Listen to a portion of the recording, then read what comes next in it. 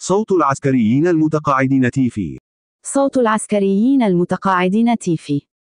السلام عليكم ورحمة الله تعالى وبركاته، أخواتي إخواني الشرفاء الأحرار المخلصين، مشاهدين ومتابعين أينما تواجدتم، داخل وخارج الوطن.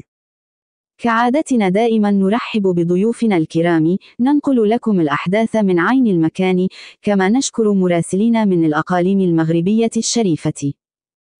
طاقم صوت العسكريين المتقاعدين تيفي يقدم لكم اليوم الاثنين 6 من يناير سنة 2025 قصة تعرض بشار لنوبة سعال واختناق مفاجئ.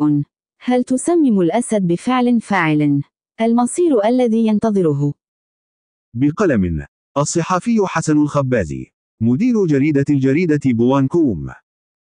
استدعى الرئيس السوري السابق على وجه السرعة المصالح الطبية لشقته بعد تعرضه لنوبة سعال مفاجئة واختناق قوي كاد يودي بحياته في قلب العاصمة الروسية موسكو حسب ما ذكرت ذي الصني البريطانية. من المحتمل أن يكون بالفعل قد تعرض لمحاولة قتل عبر التسميم من قبل زوجته التي تطلب الطلاق منه، مع أن الكريملين نفى بالمرة صحة هذا الطرح، مؤكدا أن الأزمة الصحية التي ألمت ببشار هي مرض مفاجئ قد يكون بسبب تعرضه لنزلة برد مفاجئة. هذا وقد لقي خبر مرض الأسد موجة تفاعل كبرى داخل العالم العربي، سيما وأن كل الشعوب حاقدة عليه جراء جرائمه التي اقترفها في حق السوريين لعقود فضلا عن سجونه السيئة الذكر. جدير بالذكر أن بشار لجأ موسكو برفقة عائلته بعد سقوط نظامه ليلة 8 من جنبر الماضي، واحتمى بها بعدما سيطرت فصائل المعارضة المسلحة على العاصمة السورية دمشق.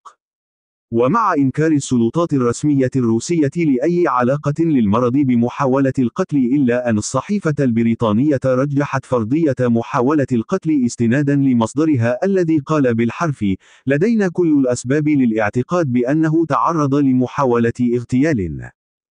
وما يؤكد طرح جريدة ذي الصني وجود نسبة سم في دم الرئيس السابق، وقد نجا من محاولة القتل بعد التدخل الطبي السريع بطلب من أفراد أسرته، والذي أنقذه من الموت في آخر لحظة.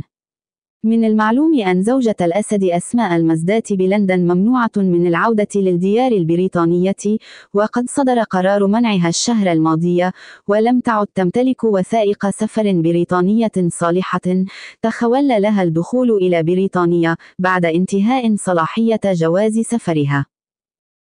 ورغم إصابتها بسرطان الدم فضلا عن تدهور حالتها الصحية، ومع أن فرص بقاء أسماء الأسد على قيد الحياة لا تتجاوز 5%، فقد أكدت وزيرة الداخلية البريطانية أنها ممنوعة من دخول تراب المملكة المتحدة لعدم وجود أسباب صحية تخول لها ذلك.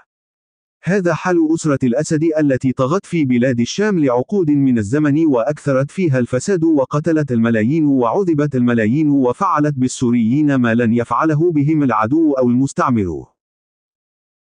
فالرئيس السابق سينتهي به الحال عبر الاغتيال، لأن أعداءه كثر، وموسكو لن تستمر في حمايته للأبد، وحظوظ زوجته في العيش لا تتجاوز 50%، وقد تغادر دنيانا قريبا حسب ما أفاد به أطباؤها.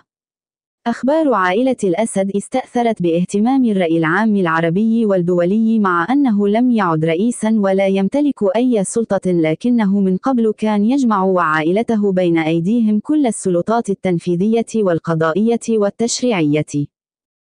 كان يتحكم في مصير شعبه، وفرض عليهم التجسس على بعضهم البعض، بل والتجسس على عائلاتهم وأقاربهم، والويل ثم الويل لمن عصى الأوامر. كان ديكتاتورا بكل ما تحمل الكلمة من معنى، وخلق أعداء كثرا منهم أفراد من أسرته، لذلك فلن يفلت من الاغتيال طال الأمد أو قصر.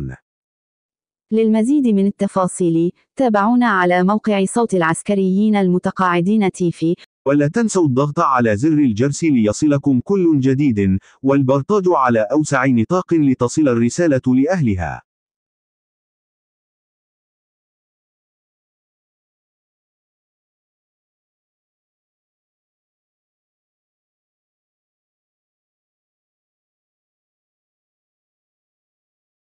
مدير صوت العسكريين المتقاعدين تيفي يشكركم على حسن متابعتكم.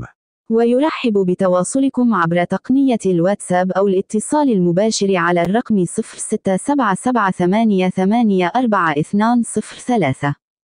أخوكم محمد علواني.